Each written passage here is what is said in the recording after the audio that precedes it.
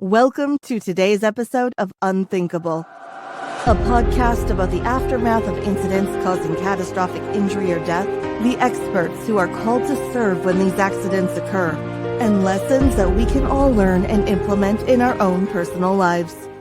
You can find this show on all the major platforms, including YouTube, LinkedIn, Facebook, Apple Podcasts, Spotify, and on our website, kylebachus.com. Now here's the host of the Unthinkable podcast, Kyle Bachus. Well, hello, everybody, and welcome to another episode of Unthinkable.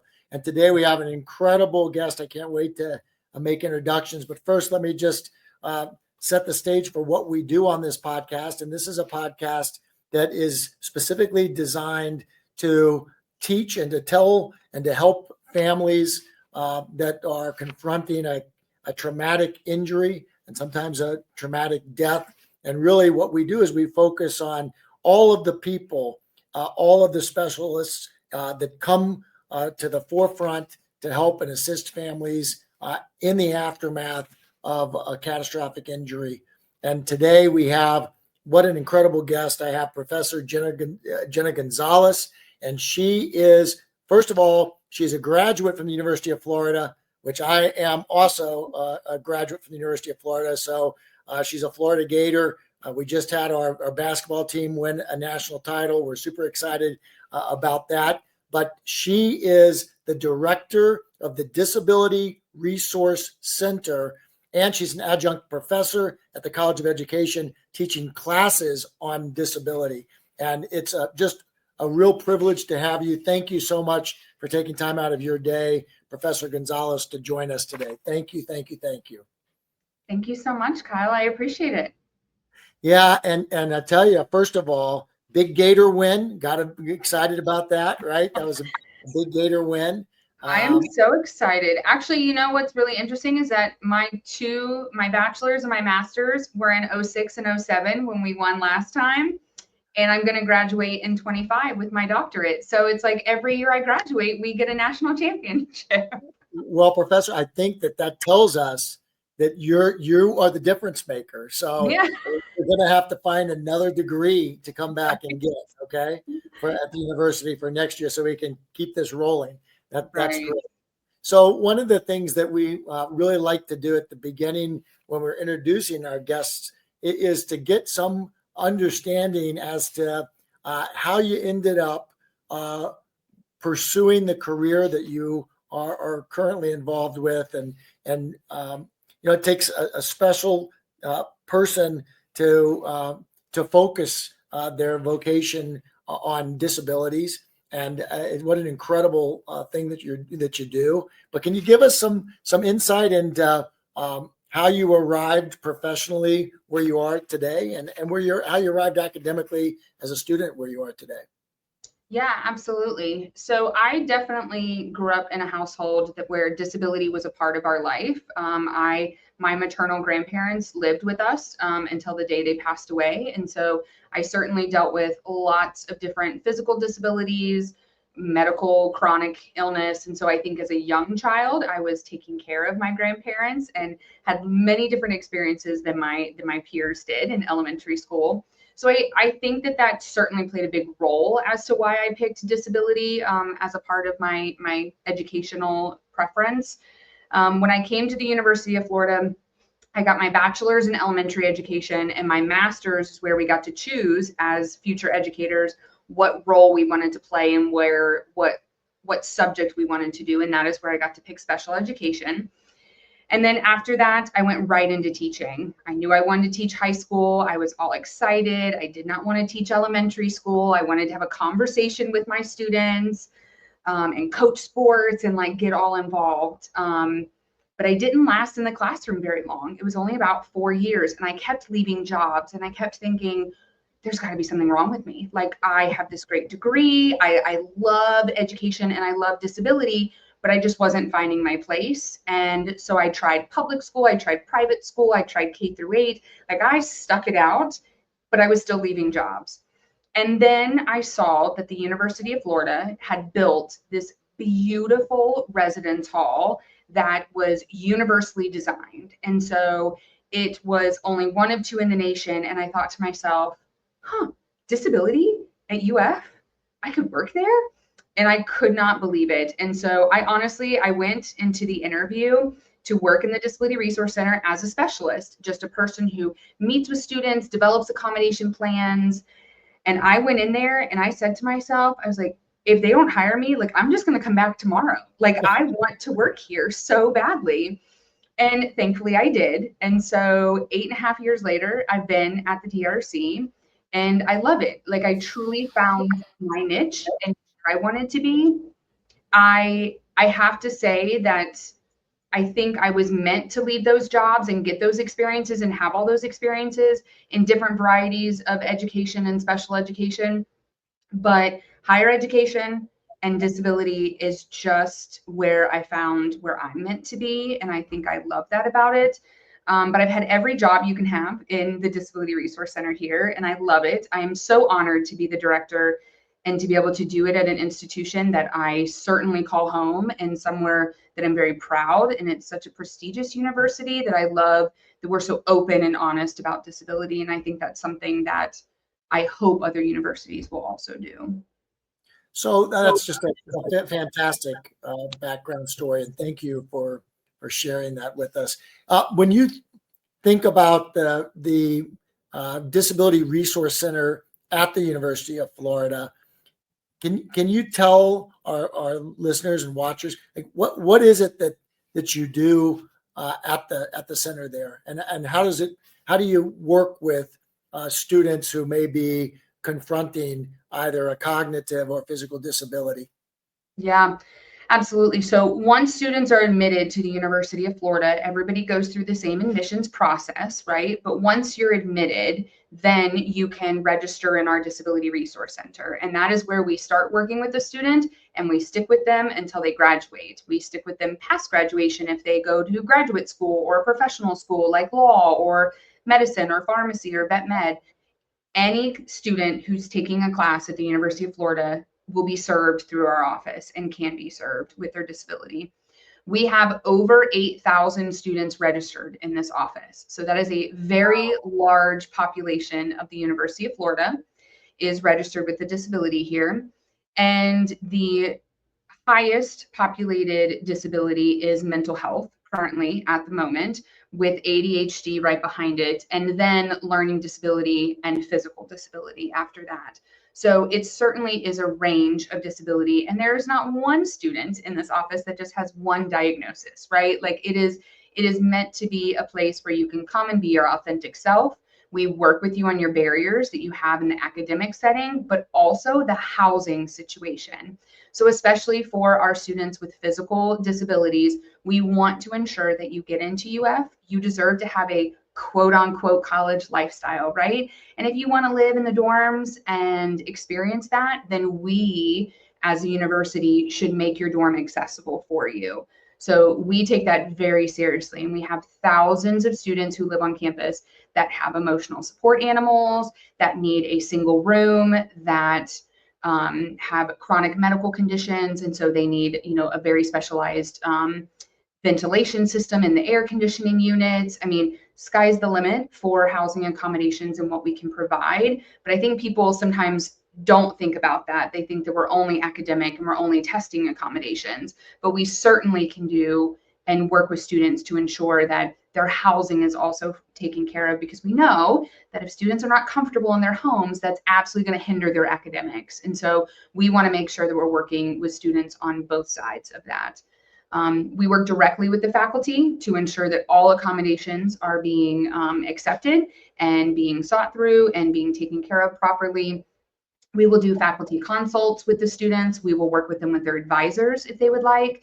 If they need to take less courses a semester, we will ensure that they can still be considered full-time student, even taking under the credit hours, just in case, especially if there's been a traumatic event or anything like that. We highly recommend our families to choose a reduced course load so that they don't come in like they need to come back into school and think about, themselves and what they can do. And and they want to see success, right? And so if they can slowly get back into the classroom setting and slowly see themselves getting back into the educational part and the unit, and they can see that success in their gradings, then that just helps with their momentum, right? And so taking less credit hours can really be helpful for that. Well, one of the things that people that we deal with who were fully abled, that have a severe traumatic event, and let's say it's a high school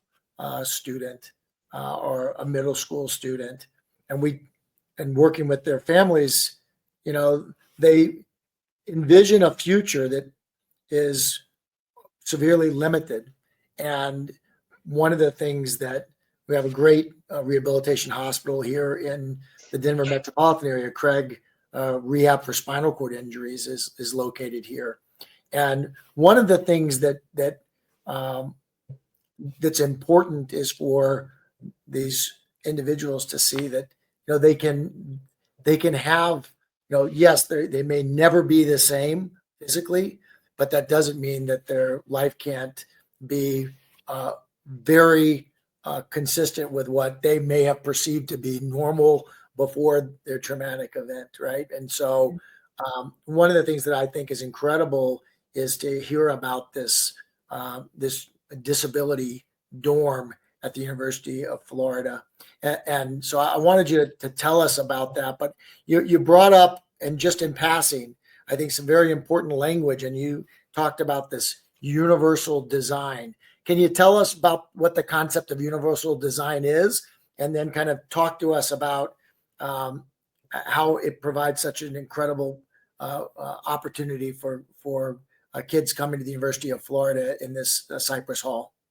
Absolutely, yes. So universal design, right? I mean, just in the academic world, we try so hard to train our faculty on that. If a student has an accommodation for notes, right, and PowerPoint notes, right, maybe due to visual low vision, then maybe you just provide it to all students. Why do we need to provide it to one student, right? Like, it's not about an advantage. It's about trying to figure out all learning styles. And that's really what it comes down to, right? Like, sometimes we shouldn't always just think about the disability and the diagnosis. We should think about, it could just be my learning style, that I take notes better if the PowerPoint is in front of me and I'm not watching it and trying to hear the faculty at the same time with their lecture. And so we really try really hard to focus on that when it comes to the academic setting. But yes, when it comes to housing, Cypress Hall is something that is so special and so near and dear to my heart. Again, it's literally the reason I applied for this job, because I would have just thought over UF and disability. I would not have thought even possible to have a job and work here in that sense. Cypress Hall is one of 2 in the nation, and it is meant to be a dorm where everybody feels comfortable and confident to live. And so that is why we call it a universally designed residence hall. And so the hall in itself, and the University of Illinois in Champaign is the other university that has it. And they have been doing this type of a dorm for many, many, many years, since the 90s. And we don't really compete for students. And so we're big partners, because you either want to go to the snow or you want to go to the sunshine, right? And we always say we're 275 days of sunshine here in Florida. So we're very big partners when it comes to that. I have visited their school for a week at a time. They've come down here and seen what Cypress Hall is and what we built. And it's a great partnership. But what it is meant to be is, yes, I have a physical disability. I've been accepted to the University of Florida, and I would like to live on campus with my peers, and you should be able to. And so the dorm is set up to where we have auxiliary push buttons on every single door inside and outside the building. So that's a huge deal. Our students have coined them as bang bars, because they really just like to bang them, and then it opens up the door and it gets them in. So it's been a little interesting. We don't do the push buttons here at UF with new construction. We do the really long auxiliary pads, which has really been nice. But there is very limited carpet within Cypress Hall. But the main showcase is that the first floor is all single rooms. And they are set up in what Housing and Residence Life calls Jack Jill style. And so it's a room with a bathroom in the middle and then another single room. And so all you do is share a bathroom in between both single spaces. The rooms, there's 35 of them on the floor. 19 of them are fully accessible with a Sure Hands lift system. So that is a track system that is in the ceiling that has a Hoyer lift connected to it. And from there, the track goes all the way in the roof of their residence hall, goes into the bathroom. In the bathroom, there's a turntable at the top, so it can get them into the shower, and it's completely rust proof. And so they go in the Hoyer lift into the shower. It's a 0 entry shower. The lift also takes them over the toilet, which is a bidet system with grab bars that move up, down, and left and right, so they can change based on the height of the person. And then the sink also we import from Italy, and they move up, down, and left and right, because we should not assume just because they're chair users that they are all the same height. And so we really put that extra emphasis on that we really want them to have a personalized experience. With that also comes very high technology. So in those rooms with the lifts, we have what's called a Crestron controller system. And it is an actual, it starts at their front door in their dorm, and there is a camera system and a speaker system. And say I was going to visit a student, I would hit their doorbell button on the outside of their door. It would ring to an iPad that is in their room, so they are able to answer it. When they answer it, it looks out into the hallway of the dorm. They would see me, and they can speak to me through the iPad and say, "Oh, okay, Jenna, yes, let me unlock the door." So they press a button on their iPad, and I can hear the click of the door, and I can allow myself in. So what this allows is complete independence for our students, so that they don't have to transfer into their chair if they're in their bed, right? They don't have to go into their chair to then go answer the door. It provides them a chance to do it at ease and not anything that they would need a care attendant for. There's the other piece to this, is that we knew that by building a building like Cypress Hall and having these rooms available, that students were going to come and need care attendants, and they were going to need to have help throughout their day, possibly 24/7 care. So housing built a floor and a whole room and wing for personal care attendants to have a home 24/7. So they are there, and they have all of the space that they need to be able to provide the care for their students that are up on the first floor. But as they are 18-year-olds, right, and even some graduate students, they don't want their care attendant with them if they don't need them, because they're hanging out with their buddies, right?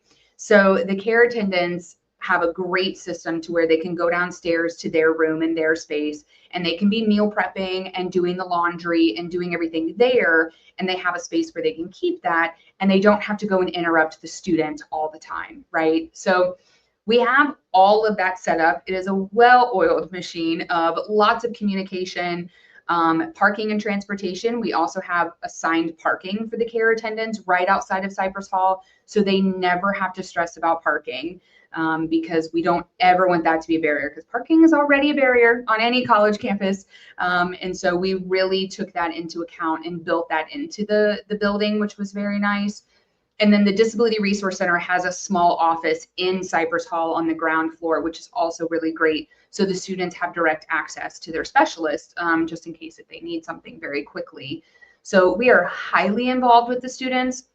We have a complete transition program for the students that are moving in that have a physical disability. We train their families. We train anybody that they would like on the Sure Hands lift system. I actually have the Sure Hands like representative come to UF. I mean, we could all train them, but we feel like that makes it comfortable for the families, right? They've been their caregivers for maybe not even a year, depending if it was a spinal cord injury or an accident, or if it's been a long-term disability, they've been their caregivers their whole lives. And so we're very aware that letting go and having that moment is very difficult. And so we bring in the experts to do the training. We also bring in the housing department furniture shop. So here at UF, we build all of our furniture in our dorms. So the beds, the desks, the dressers, we have an entire furniture shop and wood shop that does that. And so we bring them in so that they can measure and change each bed and each dresser and desk for every chair user student. And so we want them, if we need to lift it higher, right? If they want a lift built for their fridge and their microwave so that they have direct access so they don't have to wait for a care attendant to do that, we build all of that and we rebuild it for them and have it returned within 2 days, which is really fantastic. So wow. I mean, when I hear that, it's what an incredible facility. And gosh, man, it just makes me think like every major university in the country ought to have these capabilities. Why is it? Well, I guess first of all, do you know, like, how did this get accomplished at the University of Florida, and what's the impediment to extending this concept to every major university in the United States? yeah, back in, it was around like 2011, 2012, when housing knew they were going to build a brand new facility here, on this piece of property. And they really had a director and an associate director who really had a care and love for disability and wanted to do something different and really wanted to step outside of the box, right, of what a residence hall could look like and could be. And so they all went to Illinois and they all shadowed, like everybody that was a part of housing here at UF did. And they did a great job.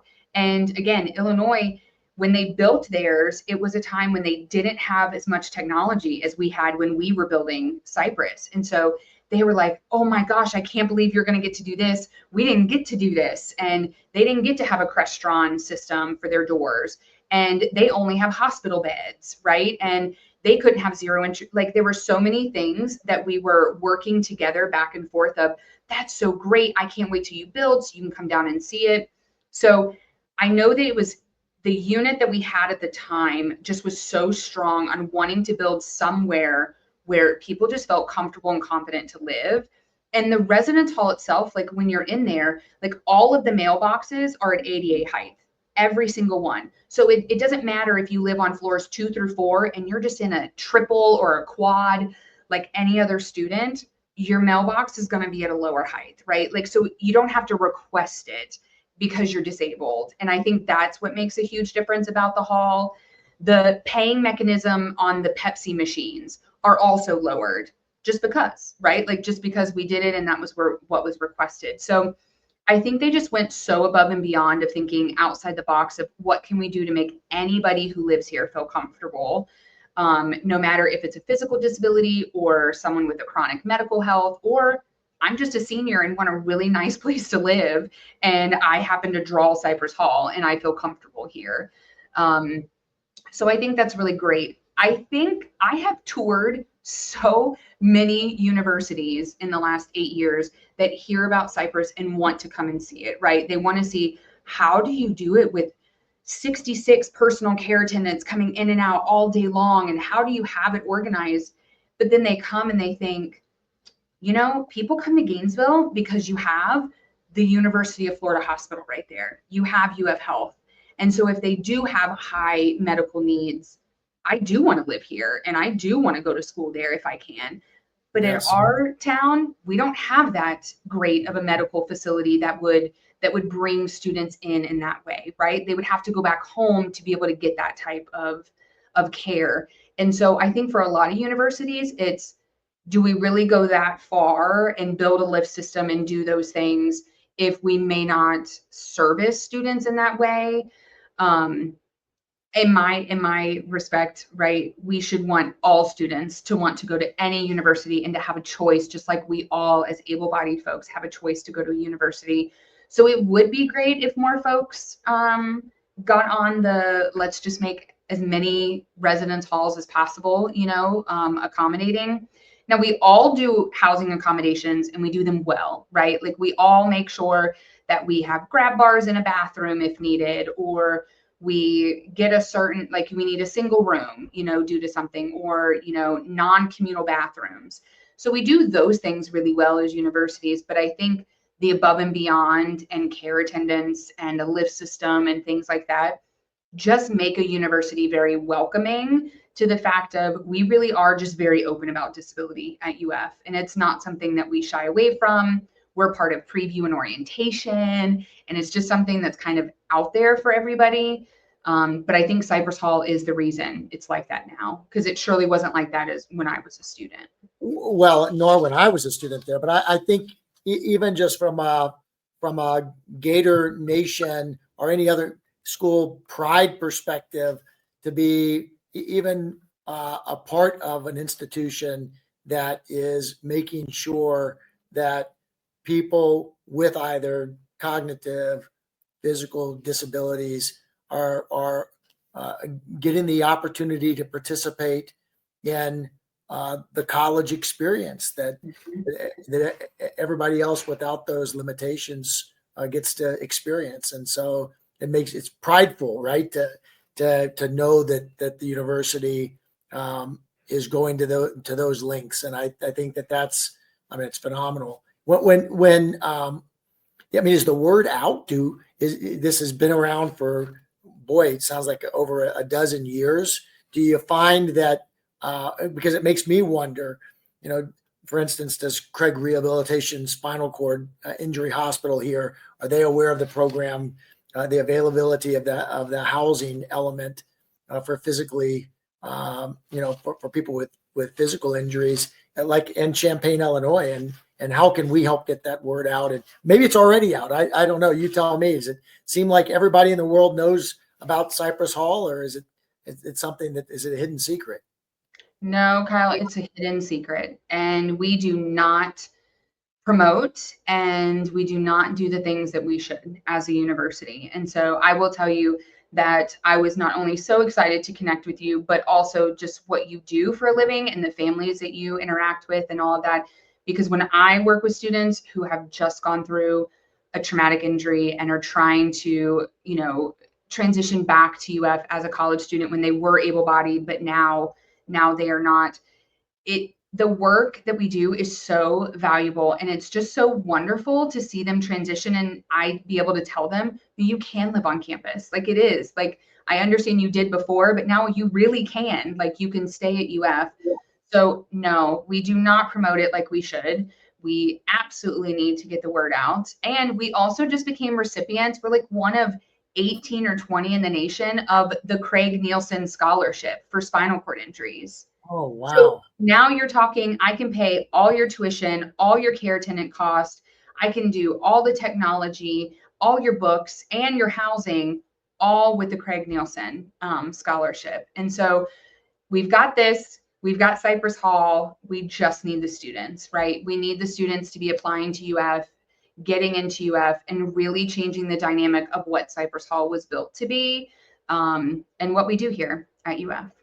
Yeah, one of the reasons that I was so excited to have you is just hoping that in the world in which I work and live, that the lawyers, the others who assist the catastrophically injured, that this word gets out to them, because just imagine even this podcast affecting so positively, potentially, the lives of one or more students in high school right now that have physical limitations, that can't even envision, until they hear from you, Professor Gonzalez, can't even envision the opportunities that are actually available to them at a university like the University of Florida. It's really, that's my hope, is that somebody sees, listens, passes this on to somebody who may have given up hope on what a college experience might be for them, and to hear what you're describing. Boy, what a fantastic kind of light bulb, right, that goes off and says, wow, this is where I could be. And I think it's incredible. So, it's awesome. Tell me, I do want to discuss a couple of other topics with you that I see in kind of the day-to-day, and maybe we could talk about respite care a little bit. And it's exhausting for some families, especially families that have not spent their lifetime assisting one of their family members who suddenly, traumatically has terrific physical limitations, and just the importance of respite care. Maybe you can just describe what I'm even talking about so that we all understand and the importance of respite care in helping people with disabilities. Yeah. Respite care, I mean, we all love being caregivers, right? Like that's who we are as families, and that's what we will do. But like you said, everybody needs a break, everybody needs a moment. And it is very traumatic to go through. I cannot imagine going through something so traumatic as a family, right? And your whole family ecology changes, right? Like you go from just being, a parent or a guardian to now being a parent and guardian of someone with a disability and a high level disability.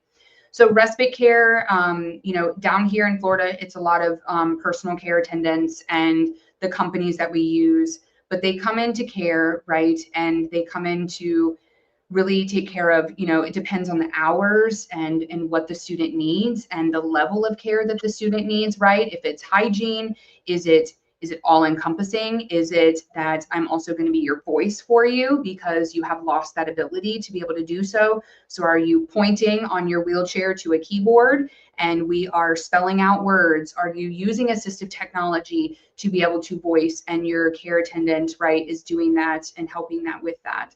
We've got students of all of those levels here at the University of Florida, which is absolutely wonderful. And we have the care set up, which is really great. I will tell you that the students are in charge of their respite care and their care attendants. I stay out of that. I tell them they need to learn and they need to train, and you need to hire and fire your own people. And you need to figure this out. This is not for us to be a part of. If you would like our help and our assistance on how to do that and how to interview someone to ensure that they're a good fit for you, to be a good carer for you, then that's wonderful and that's great. And we can do that.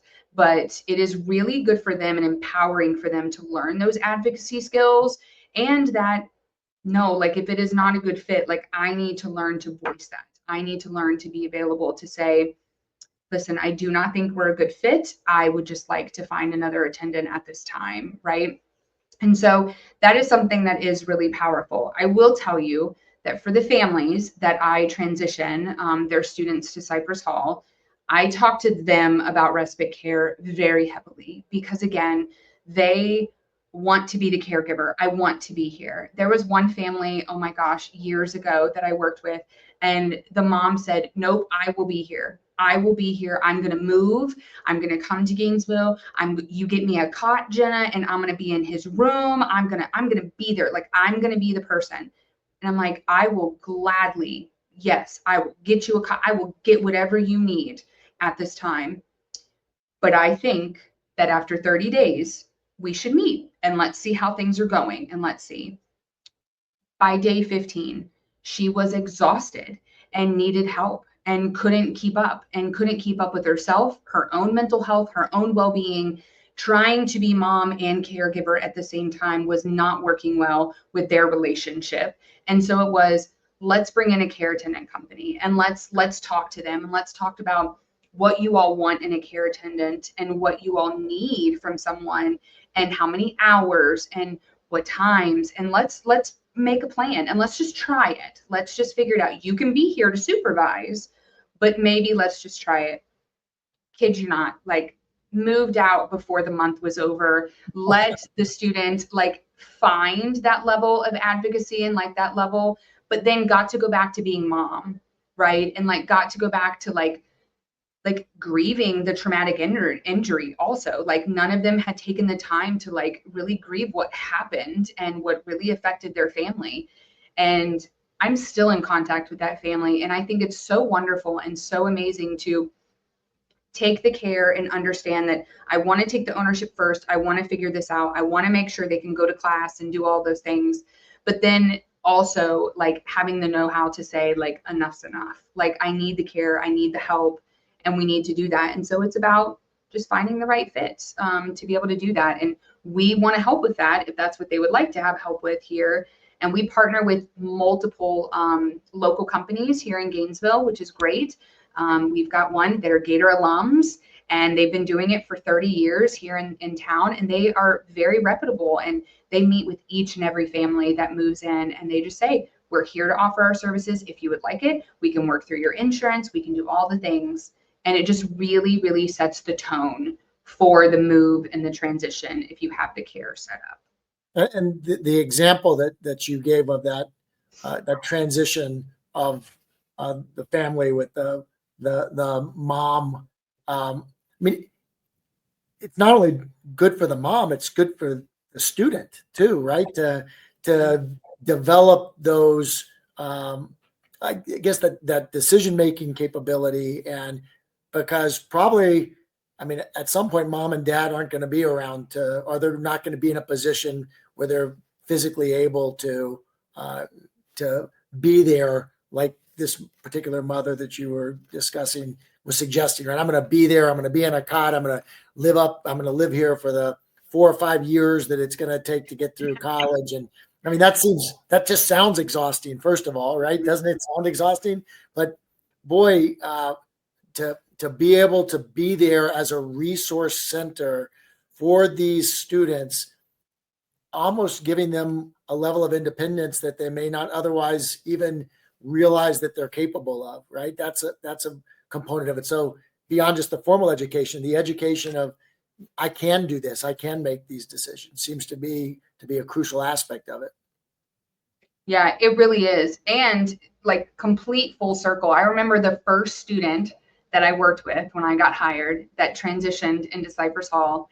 And I remember him sitting across from me and saying, Jenna, for 20 something years, I've gone headfirst into a shower every day because my space is not accessible and never has been.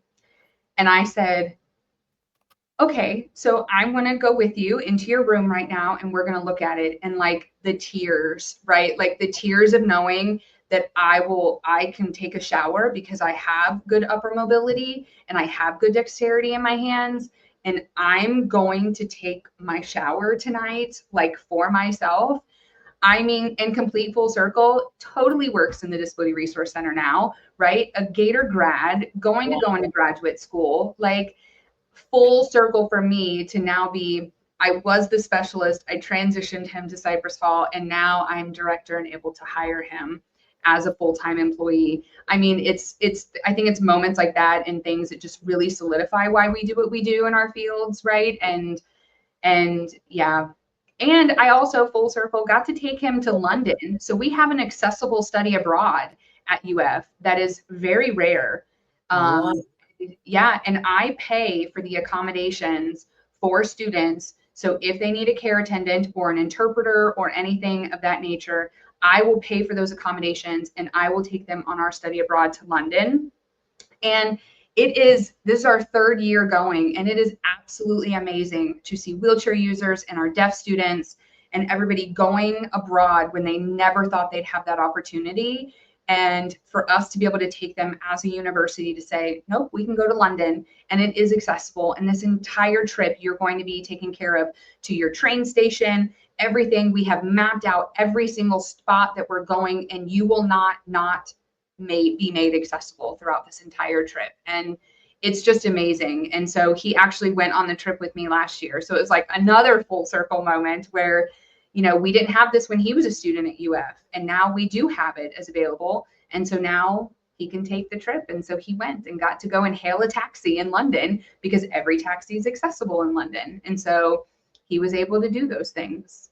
Wow. How did that idea come about? Because I do know, you know, I've got a daughter who's in college now, and I know that the idea of like studying abroad for a semester is like something that a lot of kids, if they're financially able, certainly look forward to.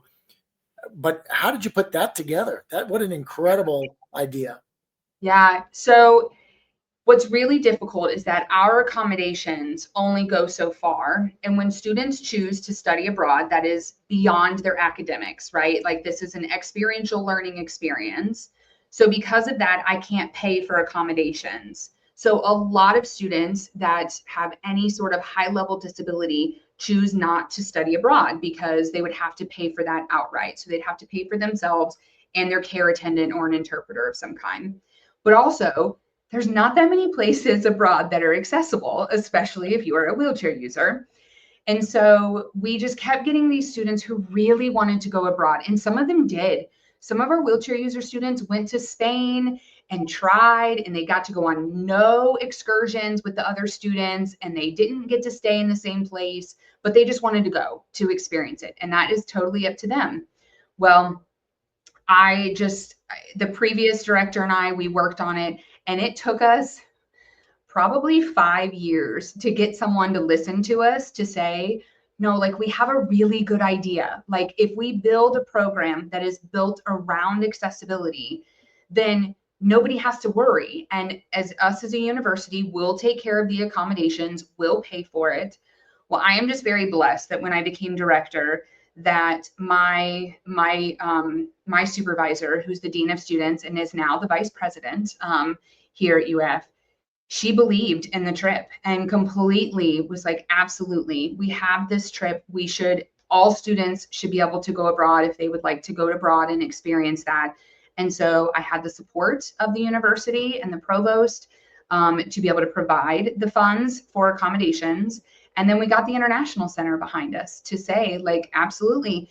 And so we picked London because London is a smart city and they are absolutely wonderful. They do accommodations without a law, right? Like, they don't have a big old ADA law, like we do. And they do it because they want to, and they want to make their city more accessible every single time they build something or do something. So we went over and we built it. We tried to get students for the first couple of years and we couldn't get anyone to sign up. So finally, it was like a light bulb went off, and the College of Engineering, they were running a similar trip where they were going to learn about London and it being a smart city. And so we partnered, and I said, this is genius. Engineers want to solve the world's problems, and disabled folks have a lot of problems in the world that need solved. And so we partnered. And so we had engineering students and then every major you could think of on this campus. And we took them all to London, and we went to Parliament. We went to their transportation. We went to Google. We went everywhere for a week. We all stayed in the same place. Everybody was fully accommodated. We had care attendants with us. We had sign language interpreters for our deaf students. It was the most phenomenal experience. And now we are an award-winning. We just won a national award this year for our program because not many universities build outright accommodated, accessible study abroad. A lot of universities will provide accommodations, or faculty will pick places that is accommodating, but they don't build a platform program around literally accessibility. And so it is something that I love. I go every year, and this is year 3, and we are so excited that we're going to stay 2 weeks this year instead of 1. And really expand the trip because that's what the students asked for. So our feedback has been that it's too quick of a trip, and so they would like to spend more time. And so every year we have wheelchair users, every year we have care attendants that go with us, and I fly with them. And to be honest, my first trip over there 3 years ago, I had never been abroad. I had never been on a train or a subway before, and I did it all with students. And Kyle, let me tell you, it completely solidified why I work in student life and student affairs, and not just disability, but just in general working with students, because I mean, love my kid, right? Like, love being mom, but I loved experiencing that with students, and like just being with them in that moment and seeing them all excited and me excited. And then the faculty were just so excited. That it's a really great program and something that we are just really proud of here at UF. Well, I mean, that's just fantastic, and kudos for you for building that and pursuing it and putting it together. I mean, just it's phenomenal. It's just so uplifting to hear about. It's just great. There's one other thing I wanted to get your thoughts on, really, because of family questions that I've had over the years, and I could think of nobody better than you to maybe weigh in on it. And that is, when we see families that have kind of an immediate traumatic loss to one family member, but maybe there's 3 or 4 different kids in the house, right? It's So, and all of a sudden, it seems like, I think, the entire focus in the entire household is on supporting the individual in the household who now has some physical limitations or cognitive limitations due to a traumatic event. But you got the whole rest of the family that, I mean, I don't want to suffers that becomes sidelined in some way. And I just thought maybe you would have some thoughts on your experience with this, and how does that get tackled within a family dynamic? And I don't know, how do you work through that? Because that's what we see. You have parents who feel guilty, and you have brothers and sisters who, they obviously want to support the other family member, but it's about their life too. It's their childhood too. So it's something that when I knew that you were going to be coming on, I said, man, I got to ask Professor Gonzalez about this. Yeah, that is a great question. Let me tell you, Kyle, that's a huge part of the class that I teach. So a big portion, one whole part of the course is about family and family dynamic. And each week I touch base on a different part of the family to try and bring it to light, right? Like that it is not just about the person with the disability. It is also about parenting children with disabilities. It's also about the non-disabled sibling and what they're going through and what they're experiencing. And then the last part of that whole section is just about the whole dynamic of the ecology of the family, right? And that we don't always think about that. So you are correct. We don't always think about the other children that are completely able-bodied or non-disabled, and we don't think about their experiences and what really gets put on them, right? Because if one of the siblings is disabled, then all of chores, right? Everything that needs to get picked up is getting thrown at them to complete, right? And the grow up and help take care of, right, really fast. And so how do you get beyond that? And when I teach the lecture, I always start the class by saying, this might be some of you all sitting in this room. And so it's okay if you get emotional. Like it's okay if I spark a nerve when I say it's not always fair what happens, and it's okay. And it's not wrong for us to say those things. It's not us saying anything against the person with the disability. We're just saying that those other siblings have had a different dynamic, and they bring a different dynamic to the family because of that. More things are put on them. If they are caregivers, are they more friends with their siblings? Like, are they super close and it's really great? Or are they bystanders? Like, are they just going about and living about their day because they have so much anger and resentment that they're holding on to because parent and guardian are only paying attention to the one sibling because they need something 24/7. And I always validate the anger and the resentment. That's okay. Those are healthy feelings to have, because why shouldn't you have them? You didn't get the full attention of your parents during that time, and you might not have ever gotten it during that time. So those things are so validated, and something that either we see a lot of in the research is that the sibling without the disability either completely separates and really takes that bystander, like as soon as they turn 18, they just leave the household, right? Like, and they just kind of get out of there. Or we see so many of those siblings that completely do a 360 and end up in the work field of whatever their other sibling has as a disability, right? Like they end up in that field in some way, shape, or form, or they end up in some sort of caregiving type, occupational therapy, physical therapy, something of that nature where they are helping and giving back. So it ends up being a 50-50 split, but always the feeling of resentment and always the feeling of anger, and those things have to be validated. And I think that's what's hard for parents sometimes, right? To like also step back and give those siblings a moment, right? Go let them have a space, whether it be counseling or anything like that, or maybe you take them out on a date once a month, and like that's your alone time. But letting them say, like, it's not fair and it's not okay and I don't like this. They have to be able to have that safe space to be able to do that. But the research is so, so powerful on just the connection of, it's like one way this way or one way that way. And but Well, it is something to be talked about. Yeah, it's really interesting because you'll have, I think, from a brother and sister perspective, where they almost feel guilty saying, well, this didn't just happen to him, it happened to us, right? Mhm. And yes, maybe the brother was the one actually involved in a car crash, right? And yes, it happened, but it happened to us. And I think um, that it makes it very difficult from a guilt perspective plus resentment.